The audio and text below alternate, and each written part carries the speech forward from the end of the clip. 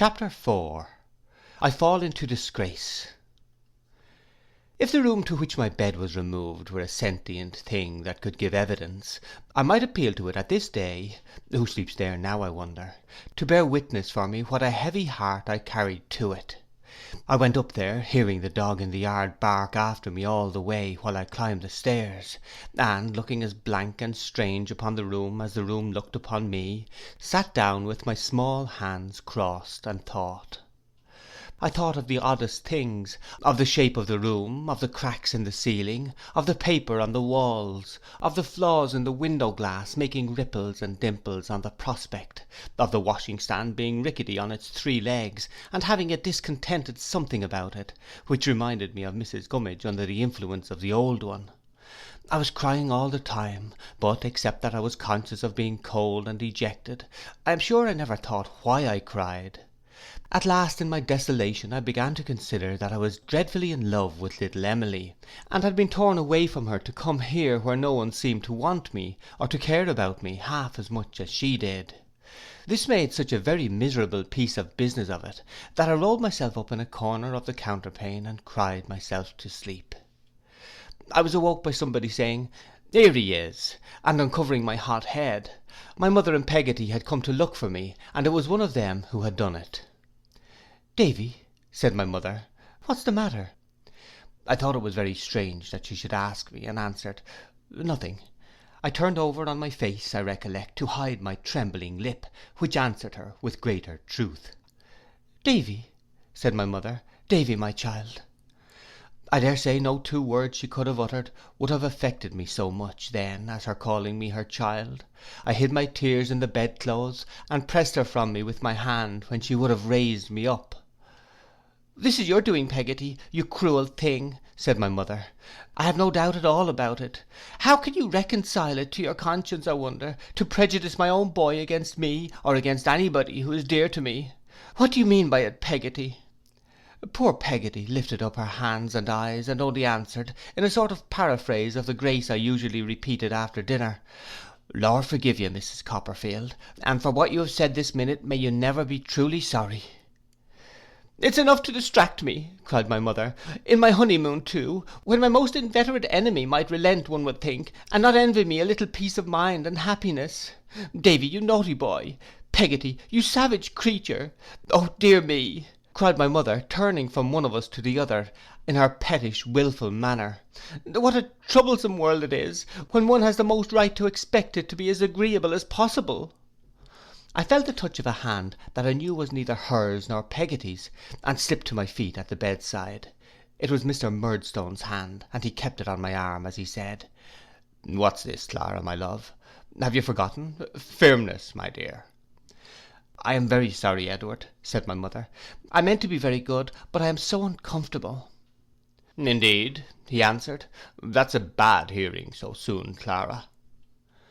"I say it's very hard I should be made so now," returned my mother, pouting, "and it is very hard, isn't it?"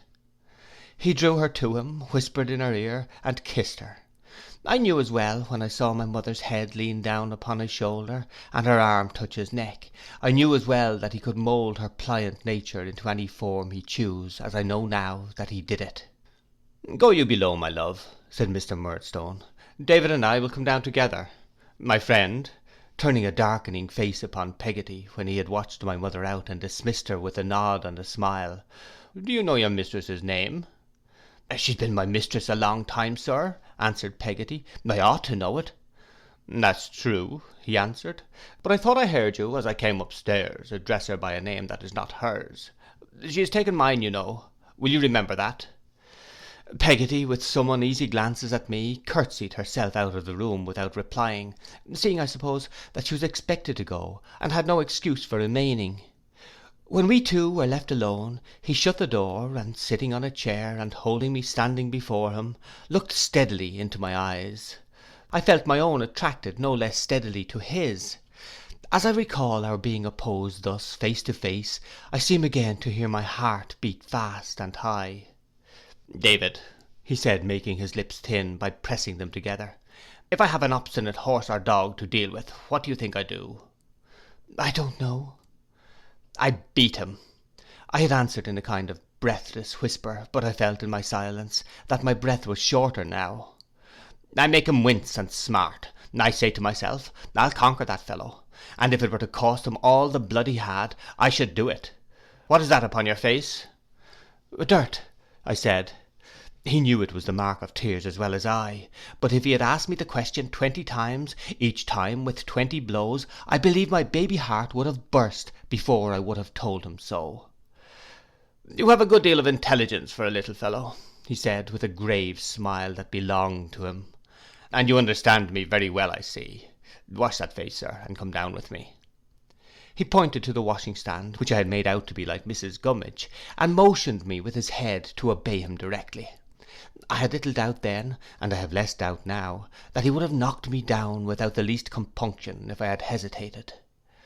Clara, my dear, he said when I had done his bidding, and he walked me into the parlour, with his hand still on my arm, you will not be made uncomfortable any more, I hope.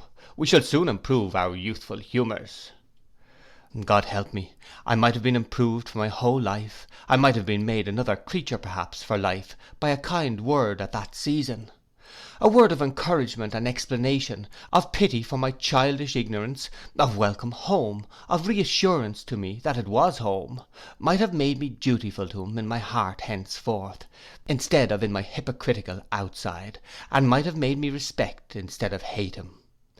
I thought my mother was sorry to see me standing in the room so scared and strange, and that presently, when I stole to a chair, she followed me with her eyes more sorrowfully still, missing, perhaps, some freedom in my childish tread, but the word was not spoken, and the time for it was gone. We dined alone, we three together. He seemed to be very fond of my mother. I'm afraid I liked him none the better for that, and she was very fond of him. I gathered from what they said that an elder sister of his was coming to stay with them, and that she was expected that evening. I am not certain whether I found out then or afterwards, that without being actively concerned in any business, he had some share in, or some annual charge upon the profits of a wine merchant's house in London, with which his family had been connected from his great grandfather's time, and in which his sister had a similar interest, but I may mention it in this place whether or no. After dinner, when we were sitting by the fire, and I was meditating an escape to Peggotty without having the hardihood to slip away, lest it should offend the master of the house, a coach drove up to the garden gate, and he went out to receive the visitor. My mother followed him. I was timidly following her, when she turned round at the parlour door in the dusk, and taking me in her embrace as she had been used to do, whispered me to love my new father and be obedient to him. She did this hurriedly and secretly, as if it were wrong, but tenderly, and putting out her hand behind her, held mine in it until we came near to where he was standing in the garden, where she let mine go, and drew hers through his arm. It was Miss Murdstone who was arrived, and a gloomy looking lady she was, dark like her brother, whom she greatly resembled in face and voice, and with very heavy eyebrows nearly meeting over her large nose, as if, being disabled by the wrongs of her sex from wearing whiskers, she had carried them to that account. She brought with her 2 uncompromising hard black boxes, with her initials on the lids in hard brass nails. When she paid the coachman, she took her money out of a hard steel purse, and she kept the purse in a very jail of a bag, which hung upon her arm by a large heavy chain, and shut up like a bite. I had never at that time seen such a metallic lady altogether as Miss Murdstone was. She was brought into the parlour with many tokens of welcome, and there formally recognized my mother as her new and dear relation. Then she looked at me and said, "Is that your boy, sister-in-law?" My mother acknowledged me. "Generally speaking," said Miss Murdstone, "I don't like boys. How do you do, boy?"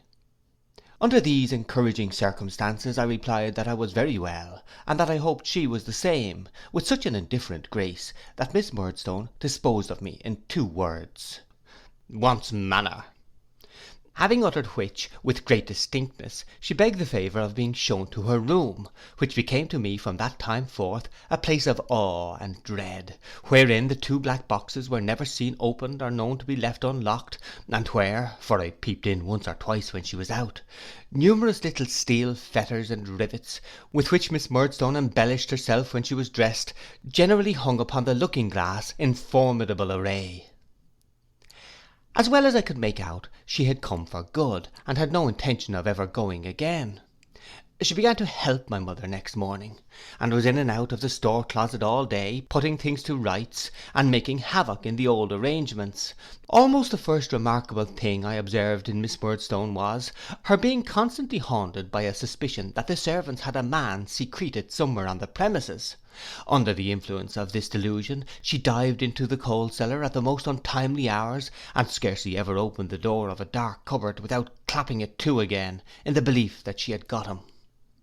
Though there was nothing very airy about Miss Murdstone, she was a perfect lark in the point of getting up. She was up, and, as I believe to this hour, looking for that man, before anybody in the house was stirring. Peggotty gave it as her opinion that she even slept with one eye open, but I could not concur in this idea, for I tried it myself after hearing the suggestion thrown out, and found it couldn't be done.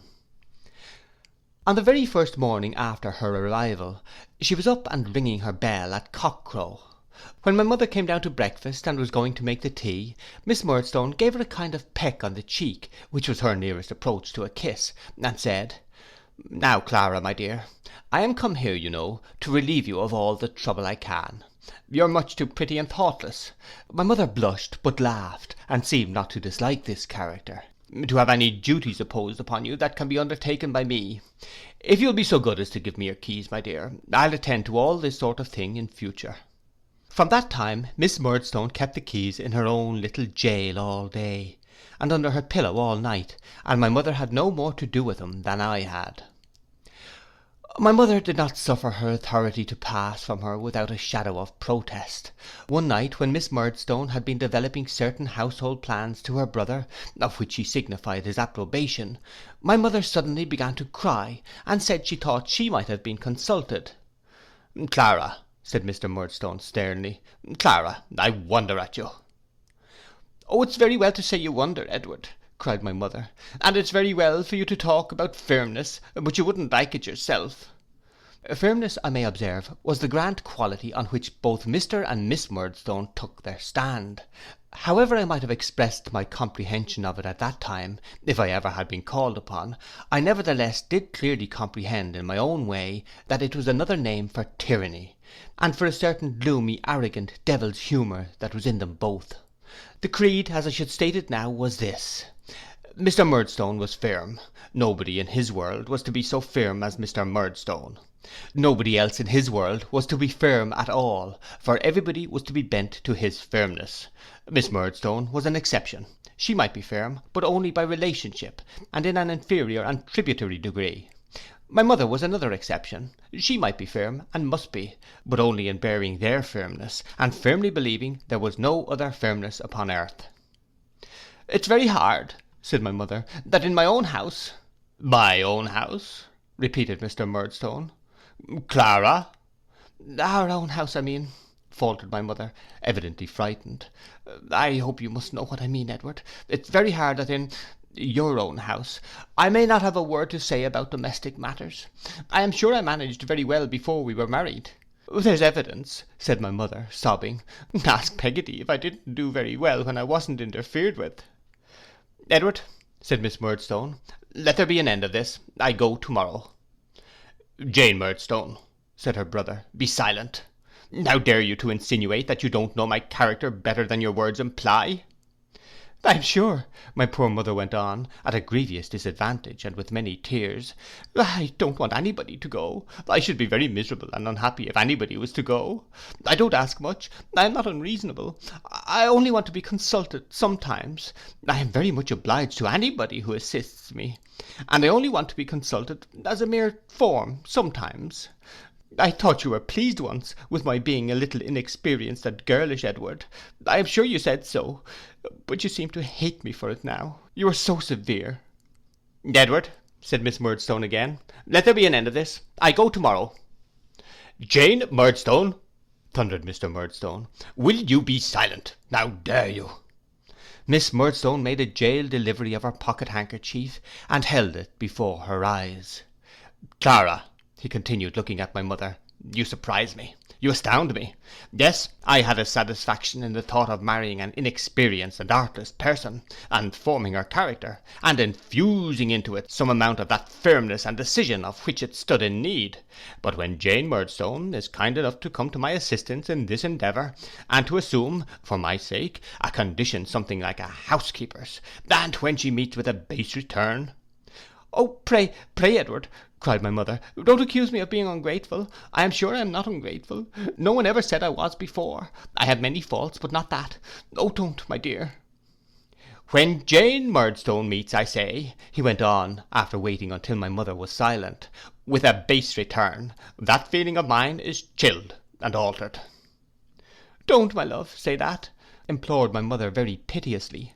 'Oh, don't, Edward, I can't bear to hear it. Whatever I am affectionate. I know I am affectionate. I wouldn't say it if I wasn't sure that I am. Ask Peggotty, I am sure she'll tell you that I'm affectionate.' 'There is no extent of mere weakness, Clara,' said Mr. Murdstone in reply, 'that can have the least weight with me. You lose breath.' 'Pray let us be friends,' said my mother. 'I couldn't live under coldness or unkindness. I am so sorry. I have a great many defects, I know, and it's very good of you, Edward, with your strength of mind, to endeavour to correct them for me. Jane, I don't object to anything. I should be quite broken hearted if you thought of leaving—' My mother was too much overcome to go on. 'Jane Murdstone,' said Mr. Murdstone to his sister, 'any harsh words between us are, I hope, uncommon. It is not my fault that so unusual an occurrence has taken place to night. I was betrayed into it by another, nor is it your fault. You were betrayed into it by another. Let us both try to forget it. And as this,' he added after these magnanimous words, 'is not a fit scene for the boy, David, go to bed.' I could hardly find the door through the tears that stood in my eyes. I was so sorry for my mother's distress, but I groped my way out, and groped my way up to my room in the dark, without even having the heart to say good night to Peggotty, or to get a candle from her. When her coming up to look for me, an hour or so afterwards, awoke me, she said that my mother had gone to bed poorly, and that Mr. and Miss Murdstone were sitting alone. Going down next morning rather earlier than usual, I paused outside the parlour door on hearing my mother's voice. She was very earnestly and humbly entreating Miss Murdstone's pardon, which that lady granted, and a perfect reconciliation took place. I never knew my mother afterwards to give an opinion on any matter, without first appealing to Miss Murdstone, or without having first ascertained by some sure means what Miss Murdstone's opinion was. And I never saw Miss Murdstone, when out of temper, she was infirm that way, move her hand towards her bag as if she were going to take out the keys and offer to resign them to my mother, without seeing that my mother was in a terrible fright. The gloomy taint that was in the Murdstone's blood darkened the Murdstone's religion, which was austere and wrathful. I have thought since, that its assuming that character was a necessary consequence of Mr. Murdstone's firmness, which wouldn't allow him to let anybody off from the utmost weight of the severest penalties he could find any excuse for. Be this as it may, I well remember the tremendous visage with which he used to go to church, and the changed air of the place.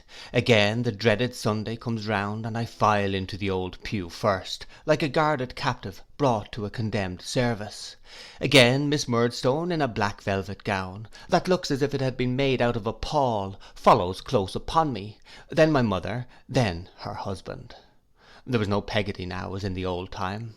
Again I listened to Miss Murdstone mumbling the responses, and emphasizing all the dread words with a cruel relish. Again I see her dark eyes roll around the church when she says, "Miserable sinners," as if she were calling all the congregation names. Again I catch rare glimpses of my mother, moving her lips timidly between the two, with one of them muttering at her ear like low thunder. Again I wonder with a sudden fear whether it is likely that our old clergyman can be wrong, and Mr. and Miss Murdstone right, and that all the angels in heaven can be destroying angels. Again, if I move a finger or relax a muscle of my face, Miss Murdstone pokes me with her prayer book, and makes my side ache. Yes, and again, as we walk home, I note some neighbours looking at my mother and me, and whispering. Again, as the three go arm in arm, and I linger behind alone, I follow some of those looks, and wonder if my mother's step is really not so light as I have seen it, and if the gaiety of her beauty is really almost worried away. Again, I wonder whether any of the neighbours call to mind, as I do now, how we used to walk home together, she and I wonder stupidly about that all the dreary dismal day. There had been some talk on occasions of my going to boarding school. Mr and Miss Murdstone had originated it, and my mother had of course agreed with them. Nothing however was concluded on the subject yet.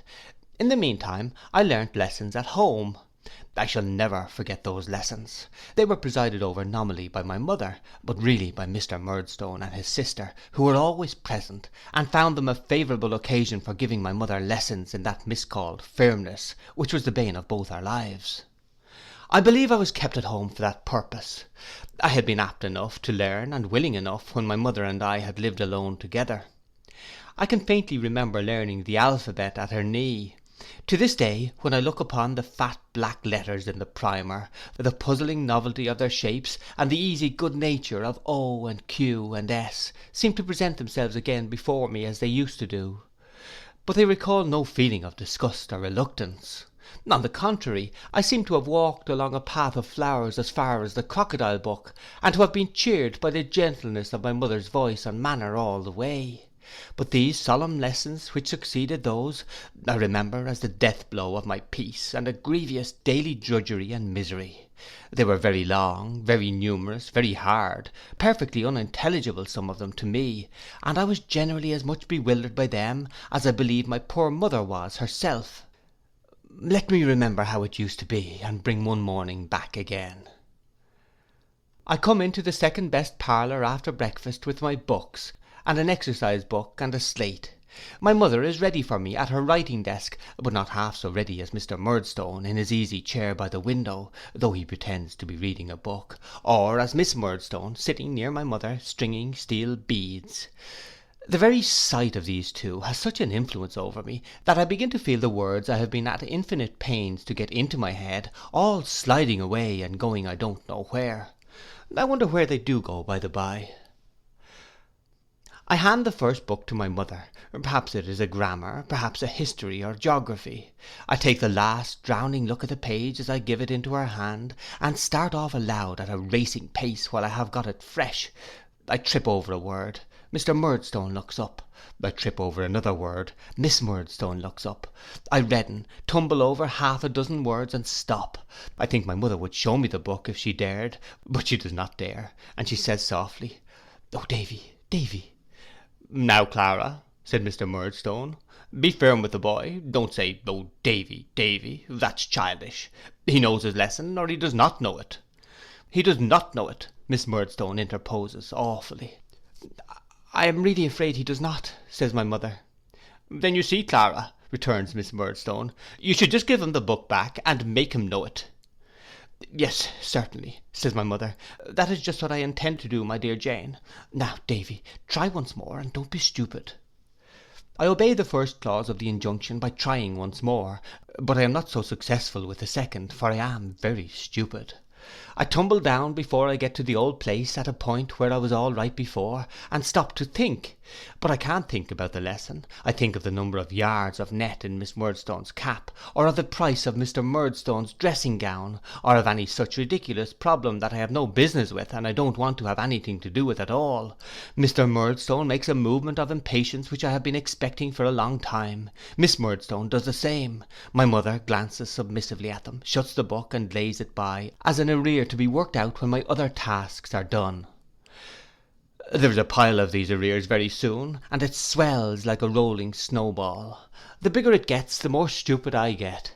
The case is so hopeless, and I feel that I am wallowing in such a bog of nonsense, that I give up all idea of getting out, and abandon myself to my fate.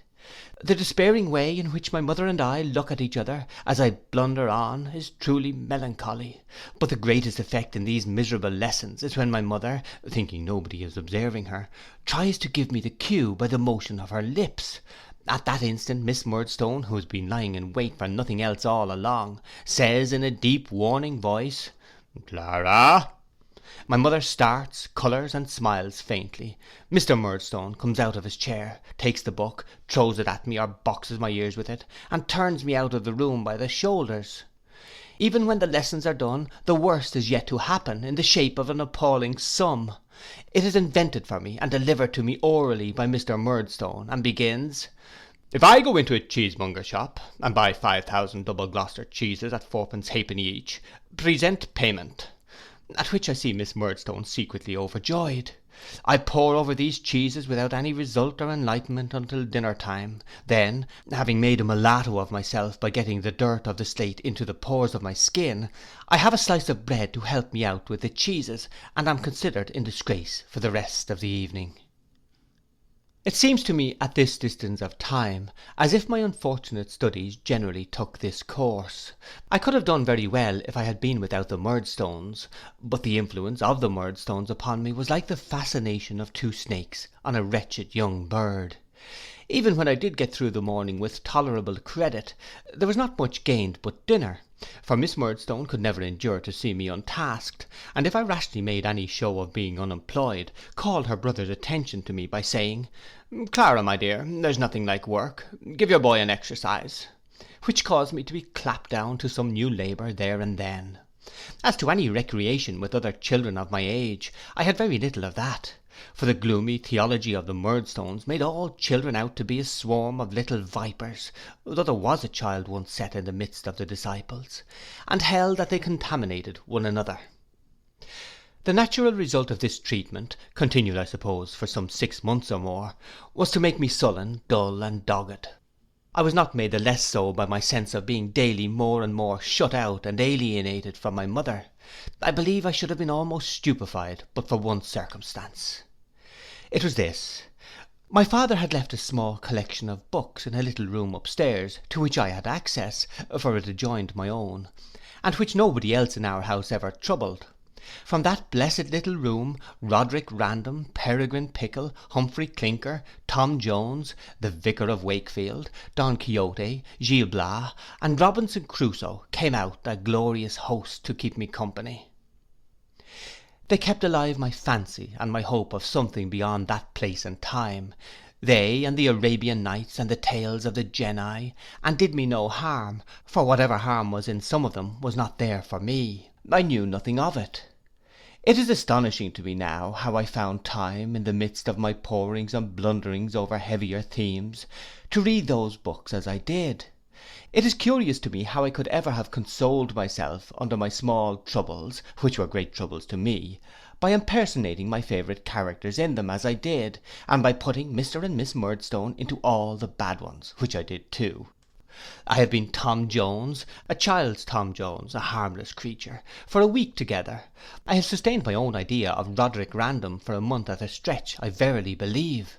I had a greedy relish for a few volumes of voyages and travels, I forget what now, that were on those shelves, and for days and days I can remember to have gone about my region of our house, armed with the centrepiece of an old set of boot trees, the perfect realization of Captain Somebody of the Royal British Navy, in danger of being beset by savages, and resolved to sell his life at a great price. The captain never lost dignity from having his ears boxed with the Latin grammar. I did, but the captain was a captain and a hero, in despite of all the grammars of all the languages in the world, dead or alive. This was my only and my constant comfort. When I think of it, the picture always rises in my mind of a summer evening, the boys at play in the churchyard, and I sitting on my bed, reading as if for life. Every barn in the neighbourhood, every stone in the church, and every foot of the churchyard, had some association of its own in my mind connected with these books, and stood for some locality made famous in them. I have seen Tom Pipes go climbing up the church steeple. I have watched Strap, with a knapsack on his back, stopping to rest himself upon the wicket gate, and I know that Commodore Trunnion held that club with Mr Pickle in the parlour of our little village alehouse. The reader now understands as well as I do what I was when I came to that point of my youthful history to which I am now coming again. One morning when I went into the parlour with my books, I found my mother looking anxious, Miss Murdstone looking firm, and Mr Murdstone binding something round the bottom of a cane, a lithe and limber cane, which he left off binding when I came in, and poised and switched in the air. I tell you, Clara, said Mr Murdstone, I have often been flogged myself. To be sure, of course, said Miss Murdstone. "Certainly, my dear Jane," faltered my mother meekly. But do you think it did Edward good?" "Do you think it did Edward harm, Clara?" asked Mr. Murdstone gravely. "That's the point," said his sister. To this my mother returned, "Certainly, my dear Jane," and said no more. I felt apprehensive that I was personally interested in this dialogue, and sought Mr. Murdstone's eye as it lighted on mine.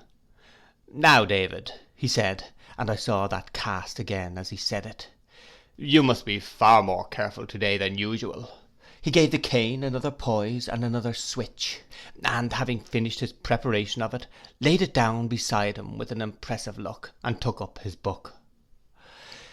This was a good freshener to my presence of mind as a beginning. I felt the words of my lesson slipping off, not one by one or line by line, but by the entire page. I tried to lay hold of them, but they seemed, if I may so express it, to have put skates on, and to skim away from me with a smoothness there was no checking. We began badly, and went on worse. I had come in with the idea of distinguishing myself rather, conceiving that I was very well prepared, but it turned out to be quite a mistake. Book after book was added to the heap of failures, Miss Murdstone being firmly watchful of us all the time. And when we came at last to the 5,000 cheeses, canes he made it that day I remember, my mother burst out crying. "Clara," said Miss Murdstone in her warning voice. "I am not quite well, my dear Jane, I think," said my mother. I saw him wink solemnly at his sister, as he rose and said, taking up the cane, "Why, Jane, we can hardly expect Clara to bear with perfect firmness the worry and torment that David has occasioned her to-day. That would be stoical. Clara is greatly strengthened and improved, but we can hardly expect so much from her. David, you and I will go upstairs, boy." As he took me out at the door, my mother ran towards us. Miss Murdstone said, "Clara, you are a perfect fool," and interfered. I saw my mother stop her ears then, and I heard her crying. He walked me up to my room slowly and gravely. I am certain he had a delight in that formal parade of executing justice, and when we got there, suddenly twisted my head under his arm. "Mr. Murdstone, sir," I cried to him, pray don't beat me. I have tried to learn, sir, but I can't learn while you and Miss Murdstone are by. I can't indeed." "Can't you indeed, David?" he said. "We'll try that." He had my head as in a vice, but I twined round him somehow, and stopped him for a moment, entreating him not to beat me. It was only a moment that I stopped him, for he cut me heavily an instant afterwards, and in the same instant I caught the hand with which he held me in my mouth, between my teeth, and bit it through. It sets my teeth on edge to think of it. He beat me then, as if he would have beaten me to death. Above all the noise we made, I heard them running up the stairs, and crying out. I heard my mother crying out, and Peggotty. Then he was gone, and the door was locked outside, and I was lying, fevered and hot, and torn and sore, and raging in my puny way, upon the floor. How well I recollect when I became quiet, what an unnatural stillness seemed to reign through the whole house. How well I remember, when my smart and passion began to cool, how wicked I began to feel. I sat listening for a long while, but there was not a sound. I crawled up from the floor, and saw my face in the glass, so swollen, red, and ugly, that it almost frightened me. My stripes were sore and stiff, and made me cry afresh when I moved, but they were nothing to the guilt I felt. It lay heavier on my breast than if I had been a most atrocious criminal, I dare say. It had begun to grow dark, and I had shut the window. I had been lying for the most part with my head upon the sill, by turns crying, dozing, and looking listlessly out, when the key was turned, and Miss Murdstone came in with some bread and meat and milk. These she put down upon the table without a word, glaring at me the while with exemplary firmness, and then retired, locking the door after her. Long after it was dark I sat there, wondering whether anybody else would come. When this appeared improbable for that night, I undressed and went to bed, and there I began to wonder fearfully what would be done to me. Whether it was a criminal act that I had committed, whether I should be taken into custody and sent to prison, whether I was at all in danger of being hanged. I shall never forget the waking next morning, the being cheerful and fresh for the first moment, and then the being weighed down by the stale and dismal oppression of remembrance. Miss Murdstone reappeared before I was out of bed, and told me in so many words that I was free to walk in the garden for half an hour and no longer, and retired, leaving the door open that I might avail myself of that permission. I did so, and did so every morning of my imprisonment, which lasted 5 days. If I could have seen my mother alone, I should have gone down on my knees to her and besought her forgiveness, but I saw no one, Miss Murdstone excepted, during the whole time, except at evening prayers in the parlour, to which I was escorted by Miss Murdstone after everybody else was placed, where I was stationed a young outlaw, all alone by myself near the door, and whence I was solemnly conducted by my gaoler before any one arose from the devotional posture. I only observed that my mother was as far off from me as she could be, and kept her face another way, so that I never saw it, and that Mr. Murdstone's hand was bound up in a large linen wrapper. The length of those 5 days I can convey no idea of to any one. They occupy the place of years in my remembrance. The way in which I listened to all the incidents of the house that made themselves audible to me, the ringing of bells, the opening and shutting of doors, the murmuring of voices, the footsteps on the stairs, to any laughing, whistling, or singing outside, which seemed more dismal than anything else to me in my solitude and disgrace, the uncertain pace of the hours, especially at night, when I would awake thinking it was morning, and find that the family were not yet gone to bed, and that all the length of night had yet to come, the depressed dreams and nightmares I had, the return of day, noon, afternoon, evening, when the boys played in the churchyard, and I watched them from a distance within the room, being ashamed to shew myself at the window lest they should know I was a prisoner, the strange sensation of never hearing myself speak, the fleeting intervals of something like cheerfulness, which came with eating and drinking, and went away with it, the setting in of rain one evening with a fresh smell, and its coming down faster and faster between me and the church, until it and gathering night seemed to quench me in gloom and fear and remorse. All this appears to have gone round and round for years instead of days, it is so vividly and strongly stamped on my remembrance. On the last night of my restraint, I was awakened by hearing my own name spoken in a whisper. I started up in bed, and putting out my arms in the dark, said, "Is that you, Peggotty?" There was no immediate answer, but presently I heard my name again, in a tone so mysterious and awful, that I think I should have gone into a fit, if it had not occurred to me that it must have come through the keyhole. I groped my way to the door, and putting my lips to the keyhole, whispered, "Is that you, Peggotty, dear?" "Yes, my own precious Davy," she replied. "Be as soft as a mouse, or the cat'll hear us." I understood this to mean Miss Murdstone, and was very sensible of the urgency of the case, her room being close by. "How's mamma, dear Peggotty? Is she very angry with me?" I could hear Peggotty crying softly on her side of the keyhole, as I was doing on mine, before she answered, "No, not very." "What is going to be done with me, Peggotty, dear? Do you know?" "School near London," was Peggotty's answer. I was obliged to get her to repeat it, for she spoke it the first time quite down my throat, in consequence of my having forgotten to take my mouth away from the keyhole and put my ear there, and though her words tickled me a good deal, I couldn't hear them. "When, Peggotty?" "Tomorrow." "Is that the reason why Miss Murdstone took the clothes out of my drawers?" which she had done, though I have forgotten to mention it. "Yes," said Peggotty, "box." "Shan't I see mamma?" "Yes," said Peggotty, "morning." Then Peggotty fitted her mouth close to the keyhole, and delivered these words through it with as much feeling and earnestness as a keyhole has ever been the medium of communicating, I will venture to assert, shooting in each broken little sentence with a convulsive little burst of its own.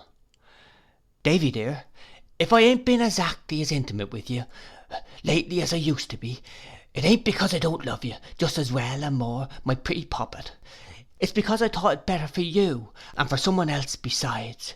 Davy, my darling, are you listening? Can you hear?" Yes, Peggotty," I sobbed. "My own," said Peggotty with infinite compassion, "what I want to say is, that you must never forget me, for I'll never forget you, and I'll take as much care of your mamma, Davy, as ever I took of you, and I won't leave her, The day may come when she'll be glad to lay her poor head on her stupid cross old Peggotty's arm again. And I'll write to you, my dear, though I ain't no scholar, and I'll. Peggotty fell to kissing the keyhole, as she couldn't kiss me. Thank you, dear Peggotty, said I. Oh, thank you, thank you. Will you promise me one thing, Peggotty? Will you write to tell Mr. Peggotty and little Emily and Mrs. Gummidge and Ham that I am not so bad as they might suppose, and that I sent them all my love, especially to little Emily? Will you, if you please, Peggotty? The kind soul promised, and we both of us kissed the keyhole with the greatest affection. I patted it with my hand, I recollect, as if it had been her honest face, and parted. From that night there grew up in my breast a feeling for Peggotty, which I cannot very well define. She did not replace my mother, no one could do that, but she came into a vacancy in my heart, which closed upon her, and I felt towards her something I have never felt for any other human being. It was a sort of comical affection too, and yet if she had died, I cannot think what I should have done, or how I should have acted out the tragedy it would have been to me. In the morning Miss Murdstone appeared as usual, and told me I was going to school, which was not altogether such news to me as she supposed. She also informed me that when I was dressed, I was to come down stairs into the parlour and have my breakfast. There I found my mother, very pale and with red eyes, into whose arms I ran, and begged her pardon from my suffering soul. Oh, Davy, she said, that you could hurt any one I love. Try to be better, pray to be better. I forgive you, but I am so grieved, Davy, that you should have such bad passions in your heart. They had persuaded her that I was a wicked fellow, and she was more sorry for that than for my going away. I felt it sorely. I tried to eat my parting breakfast, but my tears dropped upon my bread and butter, and trickled into my tea.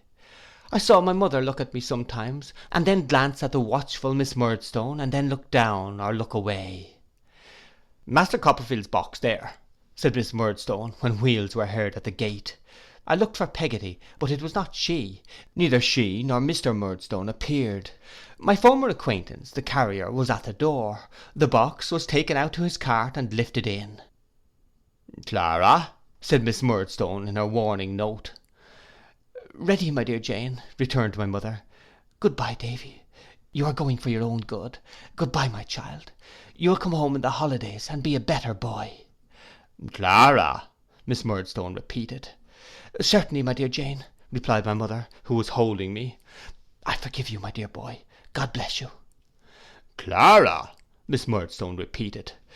Miss Murdstone was good enough to take me out to the cart, and to say on the way that she hoped I would repent before I came to a bad end, and then I got into the cart, and the lazy horse walked off with it.